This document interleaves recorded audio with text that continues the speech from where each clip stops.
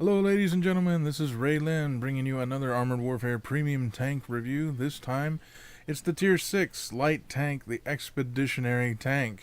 This tank is actually one of the tanks you could only get if you bought one of the Founder Packs before the game officially released. Not a lot of people are going to have this, but that's okay because it's only supposed to be a one-year exclusive deal for the Founders, and that this tank will eventually be popping into the game at some point in either another pack or they'll just be in the dealer tree somewhere. So don't worry that you're missing out too much. This is another Tier 6. It is a light tank, and I think it's really good actually, especially if you compare it to the RDF light tank. I'm going to be going over the stats here on this tank and tell you a little bit about it. So if you're not interested in listening to me, you'll prattle on about that, you can click at the top of your screen and go right to the replay. And I hope you enjoyed. I had a lot of fun with this tank. Anyway, the Expeditionary Tank. It is another Tier 6 light tank. Obsidian seems to love Tier 6 light tanks. And this one is very much comparable to the RDF light tank in a lot of ways. But first, let's go over the tank itself. Right now, keep in mind my retrofits are affecting this, as is my crew. And I do have armor piercing loaded, so the damage and penetration is reflecting the armor piercing. Damage per shot, 381. That's pretty good for Tier 6, especially for a light tank. You're getting up there into some main battle tank and tank destroyer in terms of damage per shot. With 303 millimeters of penetration, above average for a light tank especially.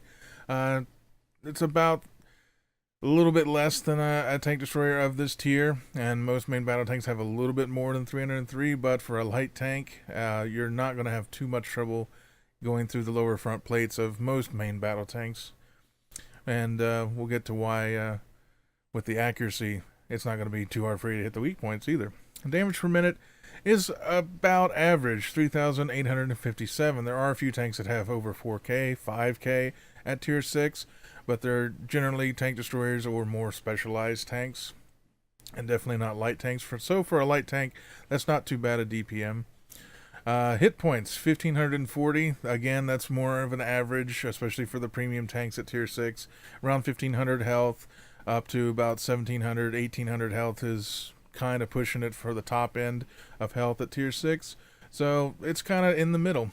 But, of course, being a light tank, you can see that at 12, 10, and 8 millimeters of hull armor and 10, 10, and 8 turret armor, this is not something you want to be taking any kind of damage in from anything. Whether it's an autocannon or not, you're not going to bounce anything, really. I mean, you might get a miracle bounce because the front does have this weird angle, and you can get some troll shots, but only really from autocannons or maybe an extremely bad angle. But generally anything that shoots at this is going to go right through. So keep that in mind, even though the armor isn't quite as bad as it looks, because the modifiers are actually pretty good at 1.5 across the board. So it's a little bit more than that, but 20 millimeters, 40 millimeters, you're really not bouncing anything in this. So, but you don't have to worry about actually sitting there and taking it in the face from anyone, because your max speed is nearly 80 kilometers an hour. This thing does get moving, and because it's a light tank, you do have the speed boost, so you're going to go above this on many occasions. If you're going downhill and you use your speed boost, you can get this thing up to over 90 kilometers an hour. Very good top speed. And at 0 to 32 kilometers an hour, it only takes it 3.23 seconds to get there. So this thing is a very maneuverable light tank. However, like the other premium light tanks, the RDF light tank and the VFM Mark V, the hull traverse on this tank is not that good, somewhere around 35 to 40 degrees per second, which isn't bad, but it's middle of the road as far as hull traverse goes. And considering the speed that you can get up to, not being able to turn very well is really a pain in the ass. You're going to have a lot of trouble circle strafing other tanks. You're going to have trouble juking shots left and right at the last second. It goes really fast in a straight line, doesn't turn so well, and that is always kind of a disadvantage, in my opinion. The camouflage also isn't quite as good as you would expect, at only 0.255 across the board. That's not bad. That's way above most main battle tanks and some AFVs, but The camo isn't its strong suit, as is the view range at only 425 meters, which isn't bad, but again, it's pretty much right on par with the RDF and the VFM.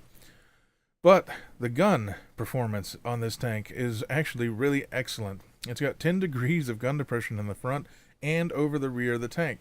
Now, when we're talking about turret here, it's just a gun mounted on a hull. So over the front or over the rear, you've got 10 degrees of gun depression. So what you can end up doing in this tank, and what I would recommend doing, is as you can see, the gun cuts off right here at the back, and the front end is much longer. So what you can do is you can spin the gun backwards and sit backwards by popping around a corner with pretty much just the gun showing. I mean, you're literally going to just see a little bit of the back of the treads and a gun shooting at you when you're facing these things. And so if you try to shoot back, you have to be really quick, and if the player's really good, you're really not going to be able to hit much of the tank. You might end up being able to just shoot the gun, but because this is just a gun, it's an unmanned turret for all intents and purposes, it's not going to ever take full damage from any shot that hits it. So your big, scary Russian tank hitting for 450 damage, it's going to do half that damage if you just hit the gun. Now, granted, you're going to break the gun pretty much every time you shoot it because it is just a gun. But even with that, the gun performance is good enough that even with a broken gun, this thing still does really well. Turret traverse, 42.11 degrees per second. It's above normal, but it's not astronomically fast. It's decent, but don't expect to keep up with fast-moving targets without moving your hull. The reload time is 5.93 seconds. For me, it seems it's about 0.93 seconds too long. It seems a little long. 6 seconds is some main battle tank reloads, especially the Russian tanks and maybe a few of the Leos. You can actually get their guns down to about this same reload time. But this isn't that bad. It's just about average. I prefer the reload time on the RDF light tank compared to this, but we'll get to that in a moment. But the accuracy of 0.06, I think this is one of the highest accuracies in the game, especially for a light tank. That is extremely, extremely good for long-range sniping. You can actually sit far back and play as a sniper as well as a flanker, considering your speed. So if you're aiming for weak points, more often than not, you're actually going to hit them.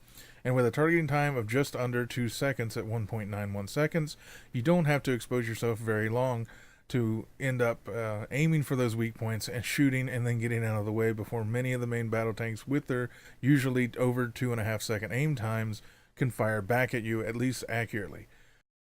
Especially if you're at any kind of distance, putting that 0.06 accuracy to work. I'm going to do a quick comparison with the RDF light tank. The RDF light tank I've already done another review on, and this one you can get. You can use one of the collector editions and you can get this tank. And these two tanks are actually very similar to each other. Neither one has much armor. They have the same health. The RDF light tank has way more damage per minute, but not as much damage per shot or as much penetration. The RDF is much slower. It takes longer to get to 32 kilometers an hour, but it does have a lot more camouflage. Same view range, same gun depression over the front, a slower turret traverse, much faster reload, almost the same accuracy, just 0.01 worse, and a much faster aim time. You're basically just giving up some penetration and damage per shot for just having a rapid fire pea shooter gun and a little bit slower speed, but better camouflage. So the RDF light tank is a pretty good sniper. It's actually, in my opinion, you need to use it sort of as a scout sniper more than anything else, just because it doesn't have the maneuverability that even the Expeditionary Tank has. Now, the hull traverse on the RDF light tank is pretty bad. The Expeditionary Tank is better, but it's not a whole lot better. But the turret traverse plus a little bit better hull traverse does make a difference. If you want to practice using the Expeditionary Tank, you could get the RDF light tank by buying one of the packages on the website. But in my opinion, this one, the Expeditionary, is just a lot more fun. Mainly because of that unmanned turreted gun on the top. You can play this in a hit and run style like I said, just pointing the gun at people and hiding most of the rest of your tank. That in and of itself just makes it so unique that you can put this thing in a lot more positions than any of the other light tanks because of that unique aspect of the gun. Do I think this is worth it? It's going to cost, I would assume, based on the price that it shows in the detail pane, of 3,250 gold, about the same as the RDF light tank, about the same as the Typhoon, about the same as the VFM Mark V. If you like a light tank playstyle that's actually a little bit unique just because of how the gun is, definitely, I think it's worth it. I mean, I've had a lot of good games in this thing, even in PvP. I actually played this in PvP and did really well using it as a sniper, as a flanker. You can move around. It's got decent view range. It's got decent camo, but it has an excellent gun.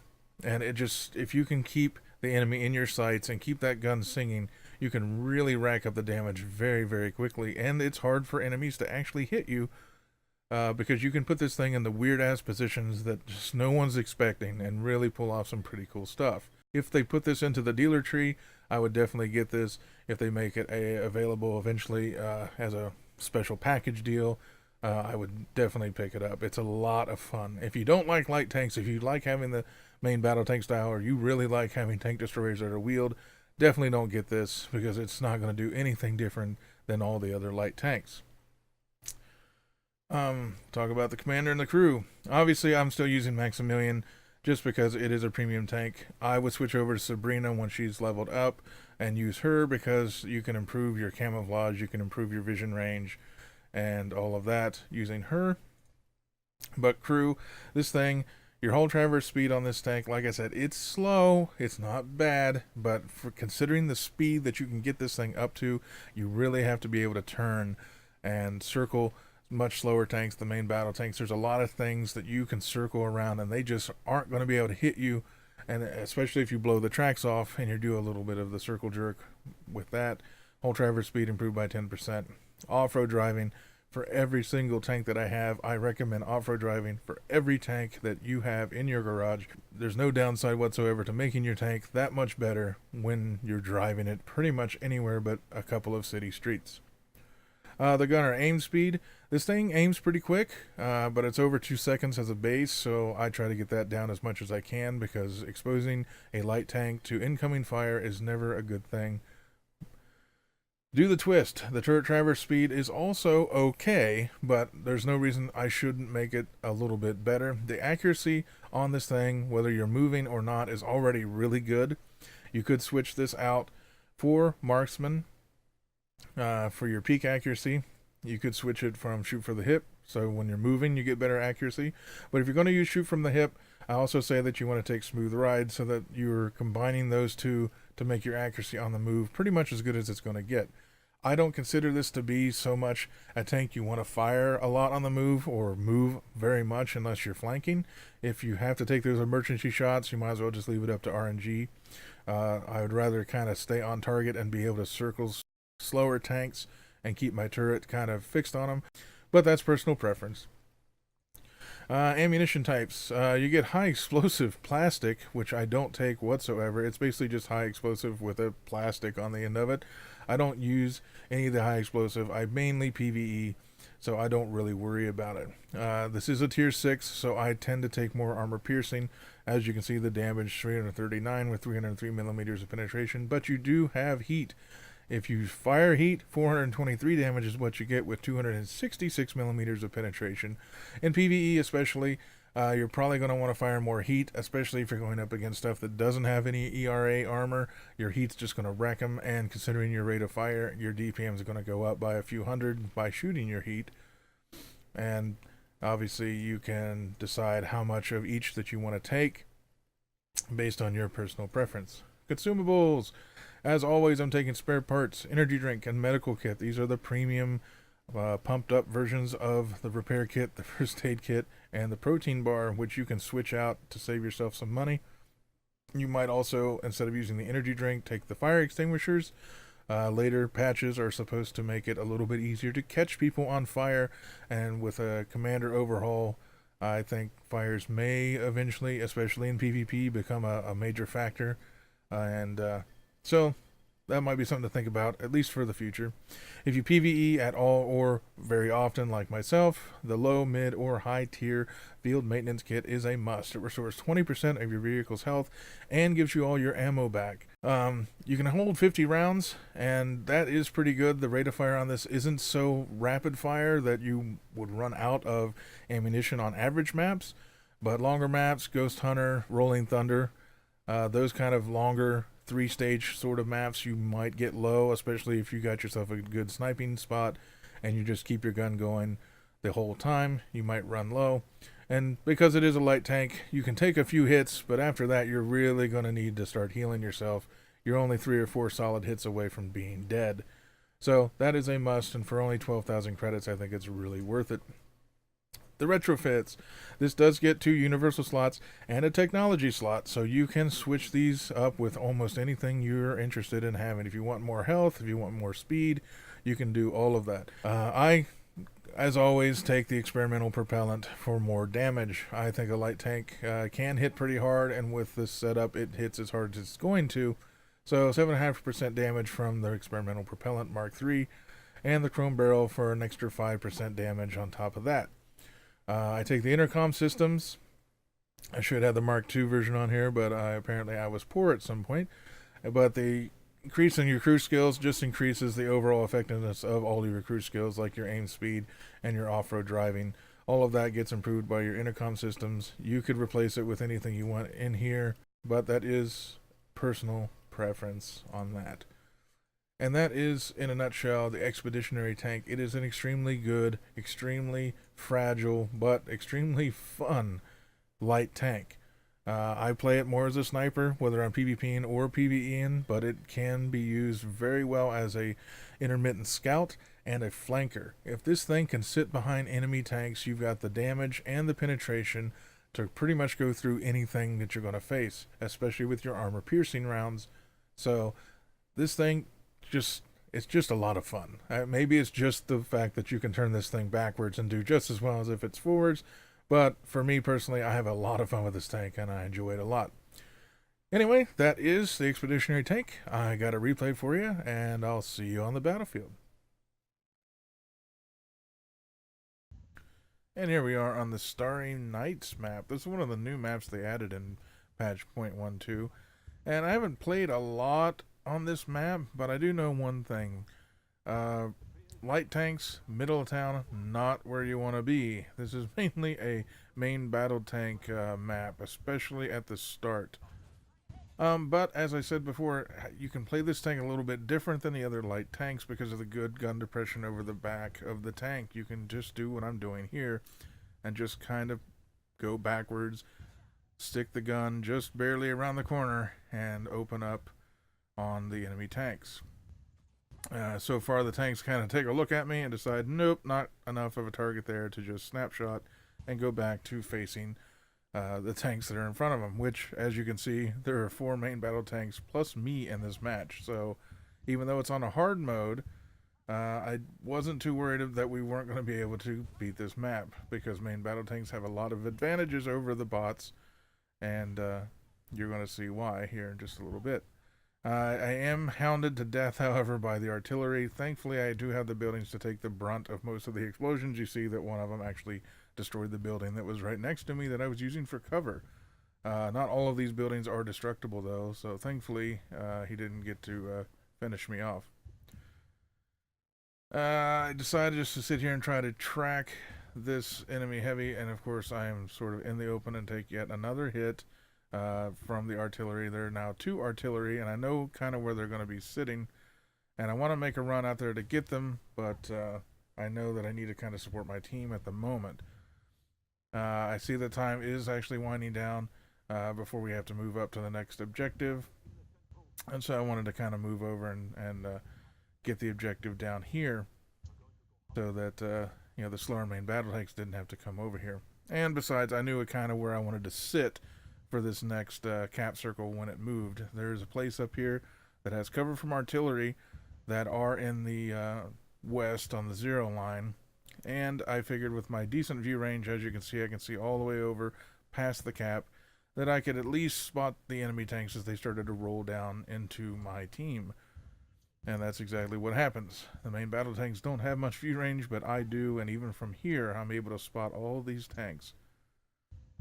And artillery takes their pot shots, can't do a damn thing to me because I'm hiding behind a cliff of rock, thankfully, that they don't decide that maybe they should pick on the rest of my team who aren't so lucky. But thankfully, the bots haven't learned how to pick a target. They just shoot at whatever gets spotted first. And I'm basically just playing the scout sniper here. There's my friend, the Expeditionary Tank. As you can see, he does have some troll armor. He took a few shots and didn't look like he took damage from a couple of the main battle tanks that were shooting at him. So it does troll people now and then, but it's not reliable armor, that's for sure.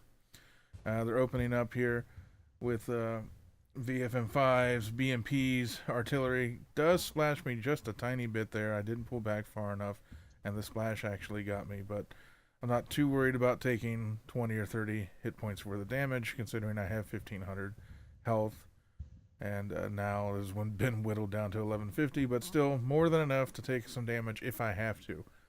But thankfully, because I have a lot of concealment up here, a lot of bushes, a lot of trees, and a very good team of main battle tanks, the likelihood that I would die is pretty low. Decided to go ahead and move up. We're kind of getting ahead of the game because the rest of my team are really, really good, and they're taking their time, they're taking the shots that count, and pretty much focus firing everything that comes at them. Artillery is still on my balls, as they say, and just won't leave me alone, so I have to once again back around a big cliff of rock, and instead of getting out here to where I can spot. I do decide to move up anyway, because now I can take the hit if I have to, and start spotting things that are going to be across the bridge. I know where most of the enemies are at this point. They're all going to be coming from the zero line down the road. And from here, it's hard for me to be useful against the Ariete, just especially from the front. That is a main battle tank with enough armor to defeat my armor piercing. And because the bridge is kind of blocking his lower front plate, even if I could shoot at it, it would be at such a weird angle, it probably wouldn't go through. My team decides to start moving up. And at this point, I've gone into full sniper mode. Now, there's a lot of places that I could get into serious trouble going across there where these guys are going. There's a lot of hills there, and not very much concealment or cover if I have to make a run for it. I don't have very much room to maneuver. Remember that the hull traverse on this tank is not that great. So in tight, close quarters, it would be a very bad idea to be taking this tank in that kind of situation. So, with my really good accuracy, though, as these tanks roll up, and I am actually still able to hit them with pretty good accuracy, even these main battle tanks, MBT-70, but I spot a Bogomir. It's lightly armored. I know I can go through it much, much easier, and it can be a real threat against anybody else on my team with light armor. But thankfully, we don't have anybody on my team with light armor, but this bot also gives me the chance to take out the artillery.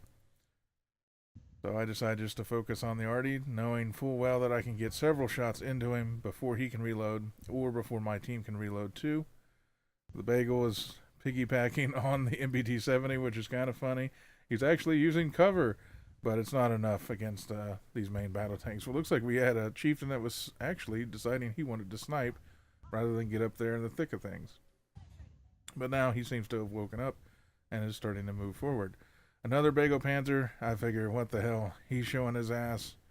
My team is pretty much conquering this map with very little trouble. Put in a blind shot. I think I did, in fact, hit him. But I won't know until he reappears. I'm surprised I don't actually spot him right now. VFM5 gets destroyed instantaneously. And then there was a Stingray that was trying to roll up there too. He got blown away.